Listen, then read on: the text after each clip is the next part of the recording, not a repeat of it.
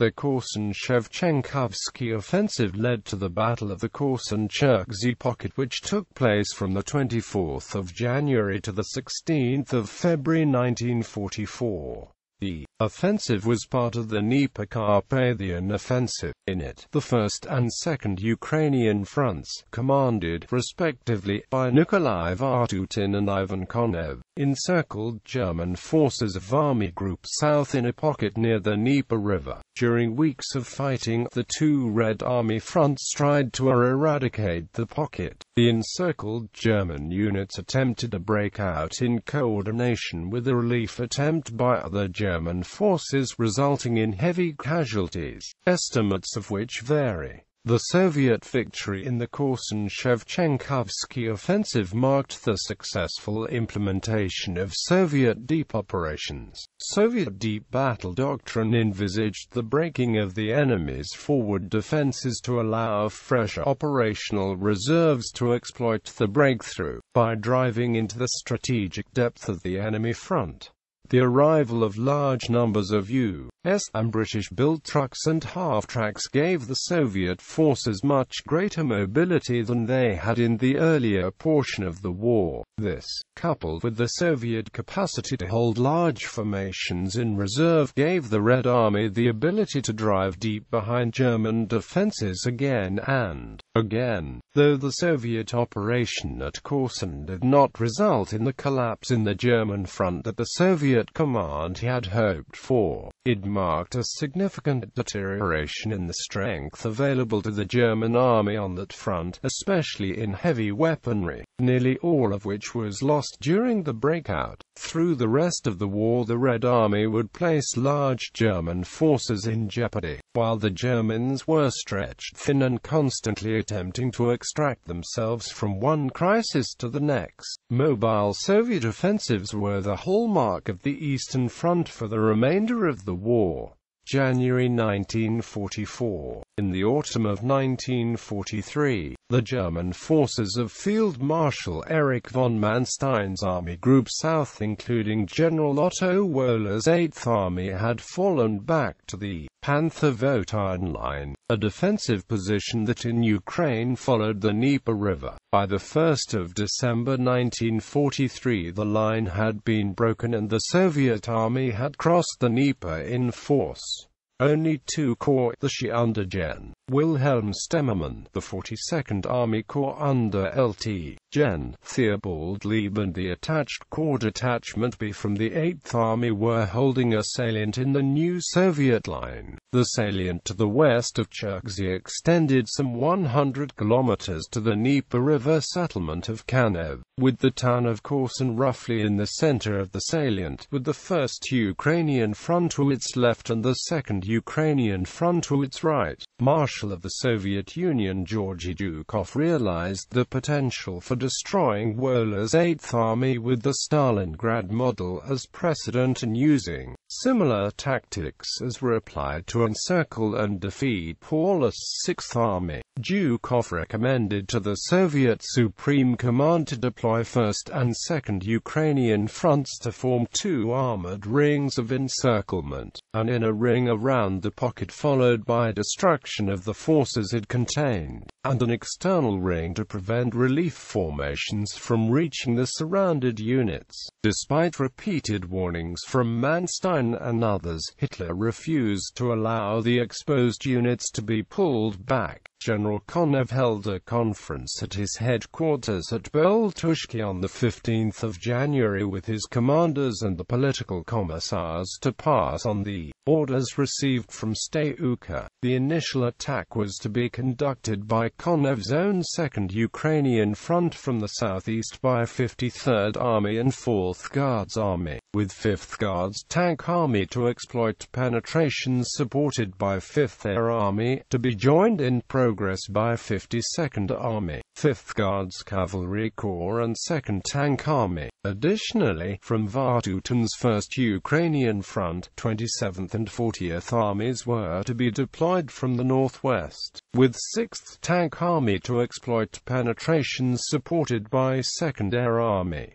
Many of these formations had received an inflow of new personnel. Red Army planning further included extensive deception operations that the Soviets claimed were successful. However, the German 8th Army War Diary shows clearly that the German staffs were concerned with the threat at hand: encirclement. The Soviet attack started on the 24th of January when Konev's 2nd Ukrainian Front attacked the salient from the southeast. Breakthrough was quickly achieved, and the penetration was exploited by the 5th Guards Tank Army and the 5th Guards Cavalry Corps the following day. Despite the awareness of German 8th Army's staff that an attack was imminent, they were surprised by the appearance of the 1st Ukrainian Front's newly formed 6th Tank Army. The 6th Tank Army, with 160 tanks and 50 self-propelled guns, was inexperienced and took longer than expected to penetrate the western flank of the salient. A mobile group from 5th Mechanized Corps 233rd Tank Brigade, under the command of General Savalov, with 50 tanks and 200 submachine gun-armed infantrymen, occupied Lysyanka and moved into the outskirts of Zavany-Horodka by the 28th of January. Here, these troops of the 6th Tank Army met the 2nd Ukrainian Front's 20th Tank Corps. Over the next 3 days, the two tank armies formed a thinly manned outer ring around what was now the Korsun Pocket, while another inner ring was formed by the Soviet 27th, 52nd, and 4th Guard armies. The Soviets were optimistic over the progress of the operation. Stalin was promised a second Stalingrad, and he expected it. Konev wired, "There is no need to worry, Comrade Stalin. The encircled enemy will not escape." Inside the pocket were nearly 60,000 men from 6 German divisions, operating at about 55% of their authorized strength, along with a number of smaller combat units. Among the trapped German forces were the 5th SS Panzer Division Viking, with the attached 5th SS Infantry Brigade Wolonian, the Estonian SS Infantry Battalion Narwa, and several thousand Russian auxiliaries. General Wilhelm Stemmermann, the commander of 11th Corps, was placed in command of the forces in the pocket. These forces were designated Gruppy Stemmermann. The 5th SS Panzer Division, with some 11,400 personnel, had 30 operational Panzer III IV tanks and assault guns left, and 6 more in repair. The division further had 47 artillery pieces, of which 12 were self-propelled guns.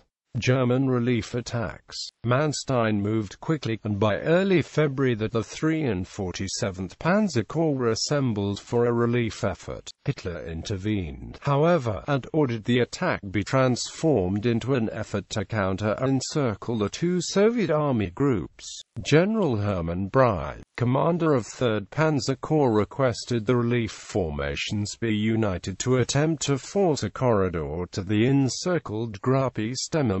This request was refused, and the counter-encirclement of the Soviet forces was attempted. The attack by the XLVII Panzer Corps 11th Panzer Division on the southeastern flank of the pocket quickly stalled, as it had only 27 tanks and 34 assault guns operational. The 3 Panzer Corps attempt continued until the 8th of February, when it became undeniable that the effort had failed. Manstein ordered the Corps to instead drive directly to the relief of Gruppy Stemmermann, pulling the 3rd Panzer Corps back and reorganizing for the new attack 15 kilometers south of Boyarka took 3 days. On the 11th of February, Brey began a push with the 16th and 17th Panzer Divisions driving toward the Naloitikich River. They initially made good progress.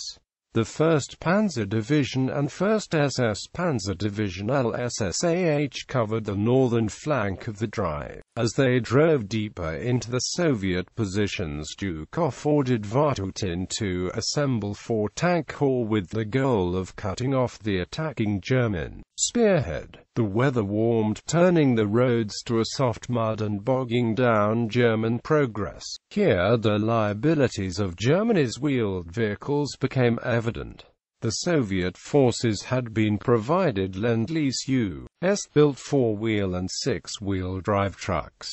These were largely able to get through, whereas German 2-wheel drive vehicles were not. Konev issued orders for the 4th Guards Army and 5th Guards Cavalry Corps to attempt to split the pocket on the night of 5 to 6 February. The strike was to fall where the 2 German corps bordered.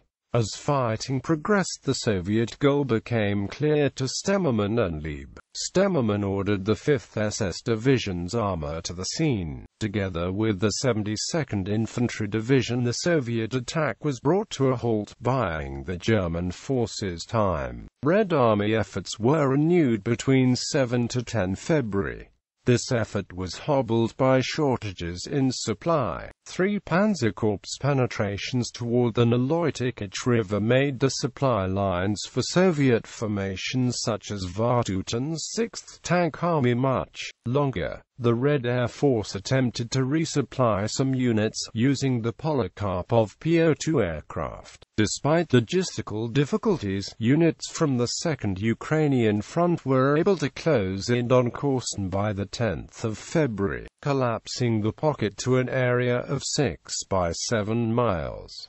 German maneuver within the pocket. On the 11th of February, 3rd Panzer Corps continued its drive east. The force reached the Dnieper stream and established a small bridgehead on the eastern bank. It was unable to advance further, meaning that Group Stemmermann had to fight its way out. Both antagonists realized that the Wehrmacht relief efforts had come to a critical stage. Despite heavy Soviet propaganda inducements, very few German soldiers and no Waffen-SS men in the cauldron had surrendered. Zhukov thus decided to send parliamentaires under a white flag with surrender demands. Red Army emissaries presented letters for both Stemmermann and Lieb signed by Marshal Zhukov and Generals Konev and Vatutin. After cordial talks, refreshments and a handshake, the Soviet delegation departed without a positive answer. The German Air Force mounted an aerial resupply operation to both the encircled forces and the German relief columns. On the 28th of January, the 8th Aviation Corps deployed 832 transport aircraft, 478 bombers, 58 fighter bombers, and 168 fighters. Over the course of the operation, 32 transport aircraft, 13 bombers, and 5 fighters were lost. After the Korsun airfield was abandoned on the 12th of February, deliveries were dropped in by parachute. The Luftwaffe delivered 82,948 gallons of fuel and 868 tons of ammunition plus 4 tons of medical supplies to the encircled forces and 325 tons of ammunition, 74,289 gallons of fuel and 24 tons of food to spearheads of the relief formations, as well as evacuated 4,161 wounded while the Korsun airfield remained operational. The operation had only met about half of the daily requirements of the encircled troops as estimated by the German 8th Army headquarters. Stemmermann began withdrawing troops from the north side of the pocket, reorienting the thrust of the escape direction, and attacking south to expand toward the relief forces on the north bank of the Dnieper.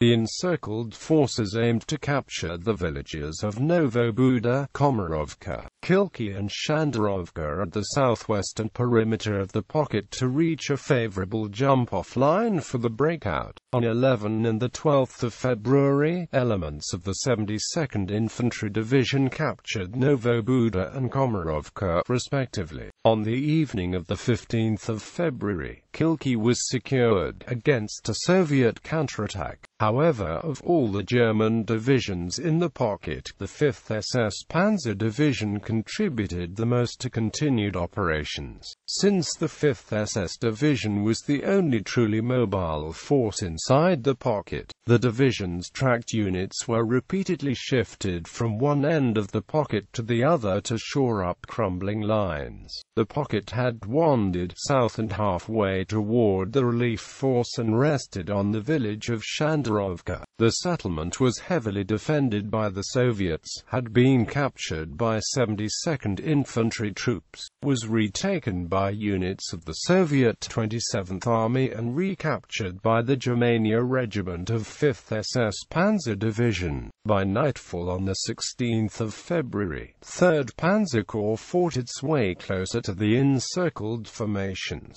The spearheads were now 7 kilometers from Group Stemmenmann. Breakout attempt. The northward thrust toward the pocket by the 3rd Panzer Corps had been halted by Red Army determination, terrain, and fuel shortages. After several failed attempts by German armored formations to seize and hold Hill 239 and advance on Shandarovka, Soviet counterattacks by 5th Guards Tank Army forced 3rd Panzer Corps into costly defensive fighting. 8th Army radioed Stemmenmann. Capacity for action by 3rd Panzer Corps limited by weather and supply situation. Gruppe Stemmenmann must perform breakthrough as far as the line Cherkasy Hill 239 by its own effort. The link-up with 3rd Panzer Corps. The message did not specify that Cherkasy and the hill were still firmly in Soviet hands, a failure that caused Group Stemmenmann severe casualties during the German breakout of the pocket. Lt.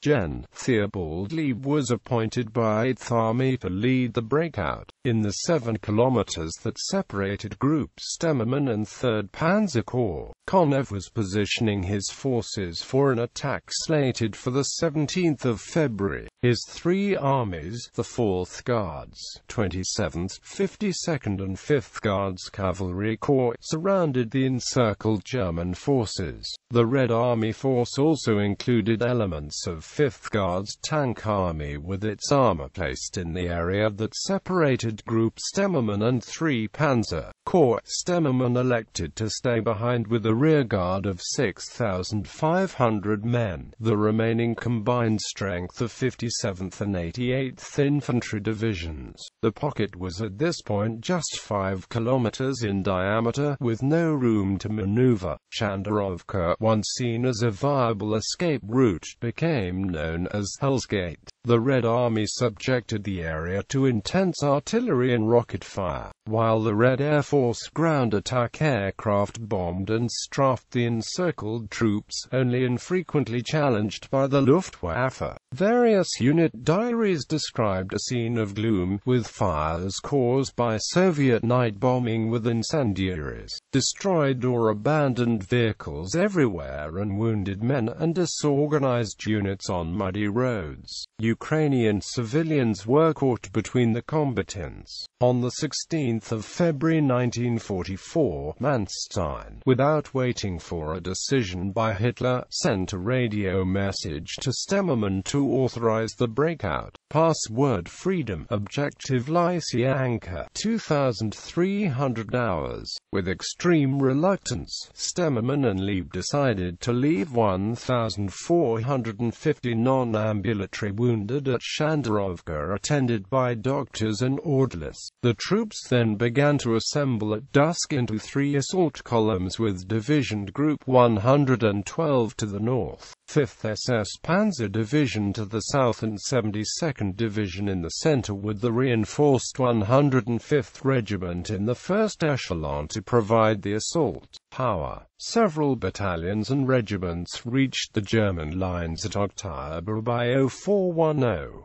The 105th entered Lysianka at 0630. At the left flank column, a reconnaissance patrol returned with the news that Hill 239 was occupied by Soviet T-34 tanks of the 5th Guards Tank Army. The high ground had to be bypassed.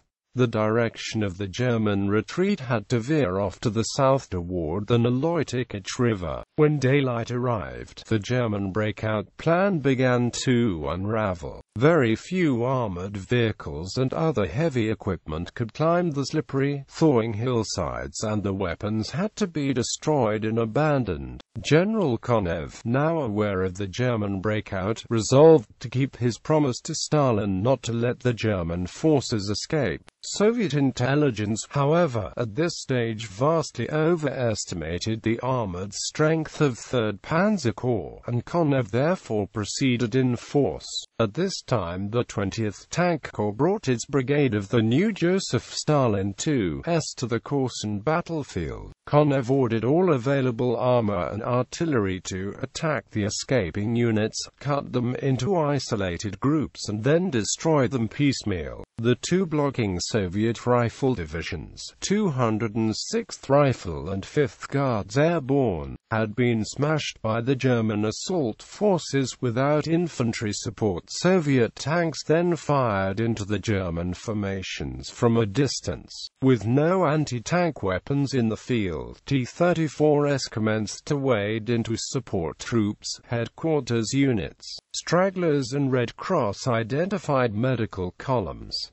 What followed was a scene illustrative of warfare at its most savage. Under the yellow sky of early morning and over ground covered with wet snow, Soviet tanks made straight for the thick of the column, plowing up and down, killing and crushing with the tracks. Almost simultaneously massed Cossack cavalry wheeled away from the tanks to hunt down and massacre men fleeing for the refuge of the hills. Hands held high in surrender, the Cossacks sliced off with the sabers. The killing in this human hunt went on for several hours, and a new round opened on the banks of the river Dnieper, where the survivors of the first collision of the German column with Soviet troops dragged and fought the way. By midday, the majority of the now intermingled divisions had reached the Dnieper stream, 15-meter wide and 2 meters deep due to melting snow. Despite the fact that the 1st Panzer Division had captured a bridge, and engineers had erected another, the panicking men saw the river as their only escape.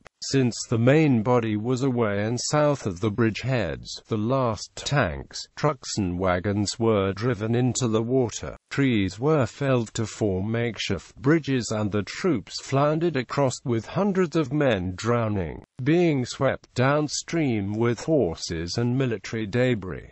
Many others succumbed to shock or hypothermia. Toward the end phase of the breakout, engineers had built several more bridges, and rearguard units of 57th and 88th Infantry Divisions crossed the river dry, including 20 horse-drawn wagons with about 600 wounded. That many escaped back to the German lines at Lysyanka was due in great measure to the exertions of 3rd Panzer Corps as it drove in relief of Group Stemmenmann. The unit was equipped with Tigers and Panthers and an engineer battalion with specialist bridging skills. Outcome: the Red Army encirclement of Cherkasy Korsun inflicted serious damage on 6 German divisions, including the 5th SS Panzer Division. Though most of the men escaped, they had to leave nearly all of the heavy equipment behind. These units had to be withdrawn, requiring rest and near-complete re-equipping. The escaped wounded were transported from collection points near Uman to rehabilitation areas and hospitals in Poland, and were then sent on leave to the hometowns. In a U.S. Army brief written following the war, Lieb commented that when he assumed command of Force Stemmermann, the 72nd and Viking divisions were completely intermingled. No longer did they have any tanks, artillery, vehicles or rations. Many soldiers were entirely without weapons, quite a few even without footgear. Neither division could be considered in any way able to fight. One regiment of Task Force B was intact and still had some artillery support.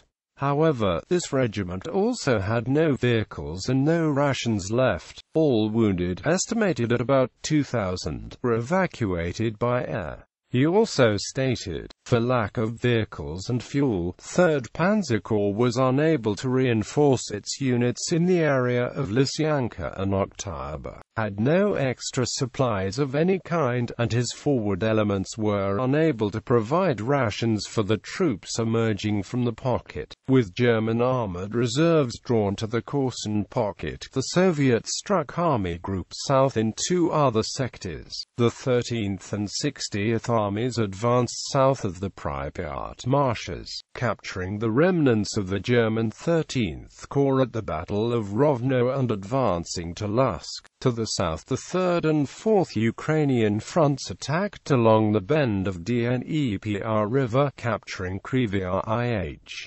General Stemmerman was killed during the breakout when his command car was fired upon and hit by a Soviet anti-tank gun. General Leib survived the war. General Vatutin was shot by Ukrainian nationalist UPA insurgents on the 29th of February 1944 and died on the 15th of April 1944. The commander of 2nd Ukrainian Front, General Konev, was made a Marshal of the Soviet Union for his victory at Korsun.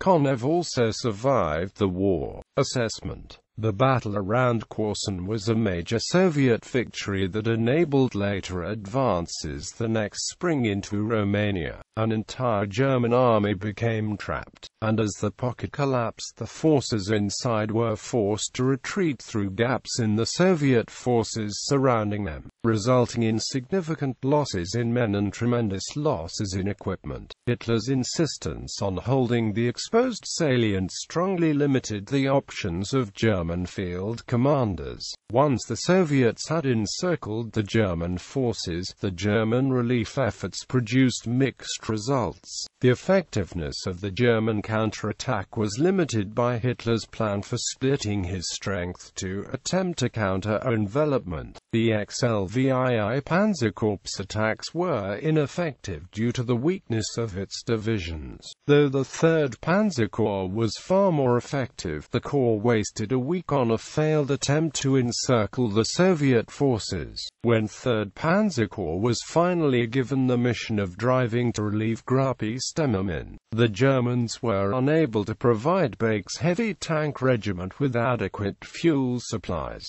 leading Bake to stop the advance on Hill 239 because one group of his tanks had run out of fuel. This logistical failure was compounded by the vagueness of the radio message to General Stemmerman ordering the breakout attempt. Hill 239 remained under Soviet control, resulting in significant casualties amongst Stemmerman retreating force. The Soviet performance was also beset by errors.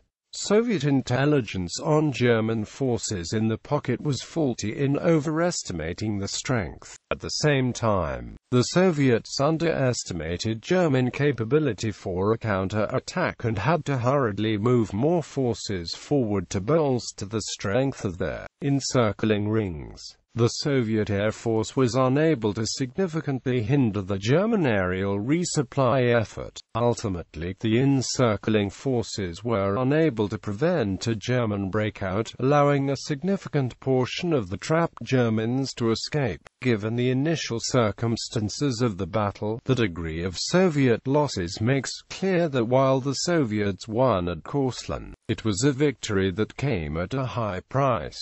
Soviet sources and testimonials from the front line assert that the total loss in German men was catastrophic, with estimates collected from mass graves and the battlefield accounting for roughly 55,000 dead and 18,000 German prisoners from the encircled formations alone. German sources differ on total losses, holding that of the 60,000 men originally inside the pocket, the number had shrunk to less than 50,000 by the 16th of February. 45,000 of these took part in the breakout, resulting in 27,703 German soldiers and 1,063 Russian auxiliaries breaking out unscathed. Total casualties killed, wounded or missing were claimed at 31,000, yet these numbers do not count losses from the rescuing forces. German official documents listed total escapees as 40,423, including the wounded flown out of the pocket and evacuated from Lysychanka, while there were claims that roughly 2 out of 3 encircled men succeeding in escaping the pocket. Almost 1/3 of the men dead or wounded. Soviet sources tally losses of 80,188 casualties for the First and Second Ukrainian Fronts, with 24,286 killed and missing, and 55,902 wounded. These losses were incurred over the period of the 24th of January to the 17th of February 1944 during both the encirclements and breakout attempts.